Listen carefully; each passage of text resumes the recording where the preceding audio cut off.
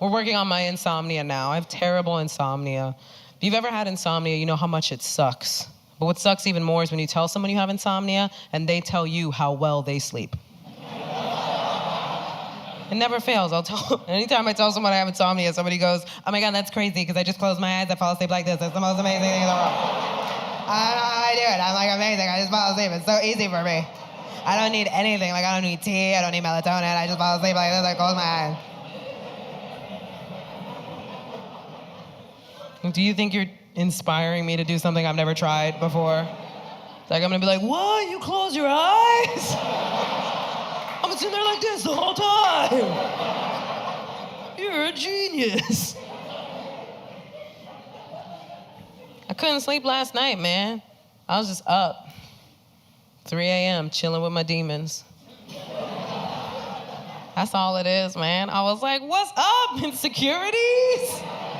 Hey, procrastination, funny you'd be on time for this. You're never doing anything productive. That's the most frustrating thing. If you're like me, you're just up rethinking conversations you had during the day and coming up with better responses. Or you're on the internet for the next 97 hours looking at weird animal friendship videos. Which are my favorite, by the way. I love those videos. I'm like, a kitten and a monkey? How'd they even meet? They don't hang out in the same places. Was the monkey in a pet store? Was the kitten in a jungle? I have to know the rest of this. That's the positive stuff on the internet. There's a bunch of negative stuff on the internet too, man. Hate is everywhere on the internet, but hate's gonna happen. We can't be afraid of it. Happens to all of us, and we all do it, man. You ever meet somebody and right away you hate them? Just everything in you goes, nope.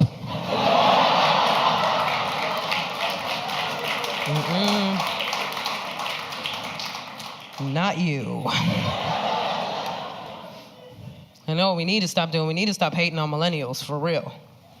Because it's getting old and it's getting tired. Plus, I think millennials, all they did was look at what was historically and systemically wrong and then look at the rest of us like, y'all know you don't have to put up with this, right? And then older generations were like, shut up, nerds. What's wrong with the way things were, man? I was bullied and I turned out fine. Like, oh, you're a psychopath. You're not fine. You're a bully. You were bullied and now you're a terrible human. I wouldn't use that as a defense against millennials. I was actually recently hit on by a 19-year-old. No. It wasn't sexy. I wish I could say it was sexy. It's not. Here's what happened. Okay, I'm on the bus. All my fun stories happen on New York City subway systems. And this kid comes up to me, and I could see him. You know how you can feel when somebody's about to hit on you? Like, it was like, da-na, da-na. I was like, don't do this. Because I could see him out of the corner of my eye. He's all thugged out. He's like, baggy pants, baggy shirt, like a fitted cap. And here's how I know I'm changing. The second I noticed him, I became maternal. Like, I saw him and I just wanted to iron his clothes and like help him out. I was like, this youth needs me. So he came up to me, and I have to give him credit. He approached me with such confidence. He came up to me, he was like, I'm saying, Ma, let me get your phone number. And I was like, no. He's like, why come I can't get your number? Well, let's start with breaking down that sentence, because that is your first clue. So then I said, you know what? I think I'm too old for you. He said, how old are you? So I said, 34, and you could see the damn in his face. Like it was the oldest age he'd ever heard of in his life. And he couldn't fathom how I made it 34 years on this earth.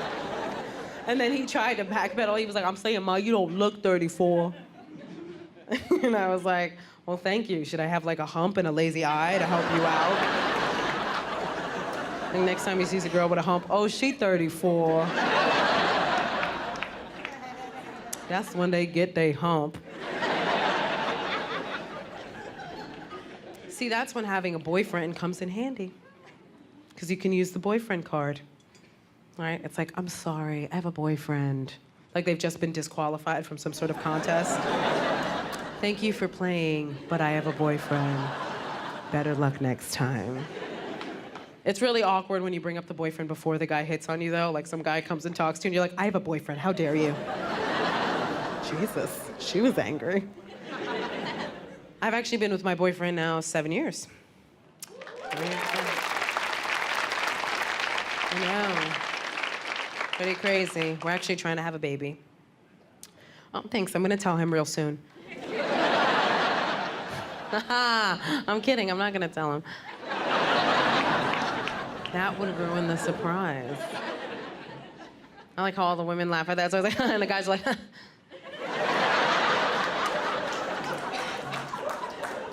He's super macho.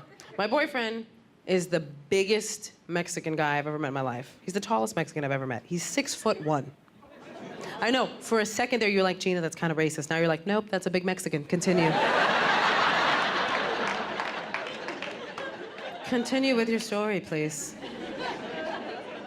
6'1", because I don't know about anywhere else, but normally here in New York, our Mexicans are travel size. So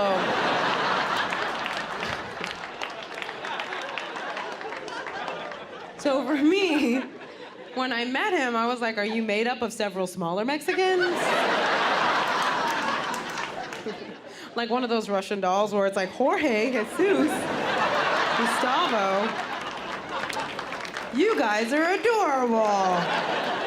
Being from the Bronx, there's always gonna be like a hood side to me. Like there's always gonna be hood in me. Like there's hood me, and then there's evolved me. But hood me is still there. Like evolved me knows that hurt people hurt people. But hood me just wants to hurt people. She don't care about your backstory. They're constantly battling for control. Like hood me and evolved me. I gotta leave hood me repressed. I keep her repressed until I get angry. That's when the hood spirit inhabits my body against my will. And I can't control what happens. And it scares people because they don't expect it from me. It scares my husband. It do. Because I'll be like, honey, can you take out the garbage? And if he says the wrong thing, I'll be like, oh, word? Oh, we fighting now? Okay, you know what? I'm gonna calm down before I key our car. Say I won't. Wish you would say I won't. It doesn't matter where I go. As soon as people find out that I'm a New Yorker, they feel compelled to tell me how they feel about New York. Right? Like, I don't ask. But they always tell me, and it's usually some cliche thing, you know, they'll be like, New Yorkers are mean. And here's the thing, we're not mean, we're aggressively kind. Right? We're very misunderstood. I always tell people, get lost in New York City, the first person that will help you is a New Yorker. Guaranteed. Guaranteed, because we can't stand lost-looking people. Like, we hate your lost-looking faces. I'm not even gonna lie to you. We see them at the, like, right at the subway map, just like, Is it uptown? Is it downtown? What's midtown? Literally the middle.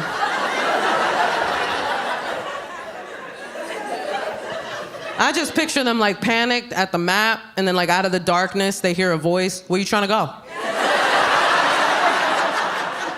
That is one word in New York City. Where you trying to go? No breaks. You've been looking at the map for 5 minutes. Where you trying to go? I'm trying to help you get out of my way. You've been in my way 5 minutes.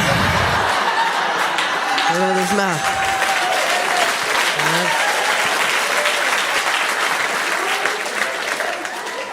Such a wild thing, man. And people in New York, like, here's the thing about New York City. Like, if you have a bad time in New York City, I feel like that's because you didn't know the rules before you got here. You gotta know the rules before you get here, man. Every city has rules, right? And one of the cardinal rules of New York City, mind your business. It should say that when you land in New York. Welcome to New York, mind your business. right? That's what forget about it means. It means forget what you just saw. Because what happens in Vegas stays in Vegas, but what happens in New York never happened. Why you snitching? Like, why would you say anything? I had to teach my husband this lesson. My husband is a white boy from the Midwest. Thank you so much. I'm a Puerto Rican girl from the South Bronx, man. Like, hey! I know we got Puerto Ricans here. Hey! Yeah. What up, probably my cousins? I'm just saying, let's do a 23andMe later and get weird. That's the thing, I'm not gonna lie to you. As a Puerto Rican girl from the South Bronx, I didn't think I could bag a white boy from the Midwest. I thought I was too aggressive. Because I don't know how to soft flirt. You know what I mean? Like, you know how some girls can like really cute flirt? Not me.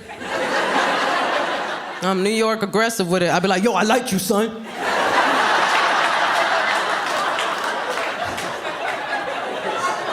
You trying to do this? Hey, yo, you trying to smash? Turns out he liked it. He was like, I'm scared, I'm gonna follow her. But I'm not gonna lie to you, man, moving from the Midwest to New York, what a culture shock. I couldn't start him in the South Bronx, you know what I mean? Like, I couldn't. That's not a starter borough, you know what I'm saying? Like, that's...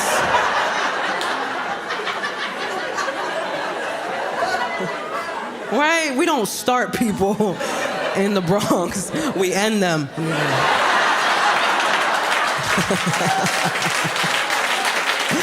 Don't shoot the messenger.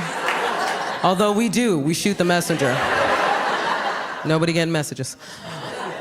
But we found a nice starter borough, Astoria, Queens, great starter borough, right? We moved there, man, I showed him all the artisan coffee shops. I was like, look, your people did that.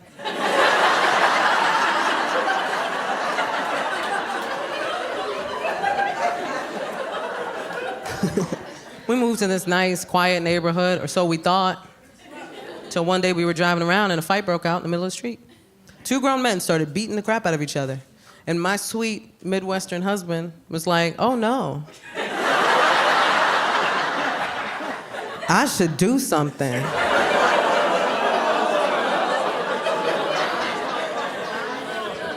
I was like, if you don't roll up your window right now, I'll fist fight you myself. I was like, what you gonna do, Captain America? You gonna fight 2 grown men? You have psoriatic arthritis, take a seat. I'll tell you what's about to happen. I'm about to watch you get jumped. That's what's about to happen. And I'm gonna watch, because I know how to mind my business. I already learned. This is your lesson, baby, not mine. It wasn't like that when we first got to the neighborhood. When we first got to the neighborhood, the hottest beef on the block were 2 businesses that were at war with each other. It was a health food store and a bagel shop. And the health food store started selling bagels. That's what I said. Here's the thing, they could have sold their bagels in secret. That would have been the respectable thing to do. But they put out a sign. Right, and the sign said, we sell organic bagels. So the bagel shop put out a sign. And their sign said, there's no such thing as organic bagels.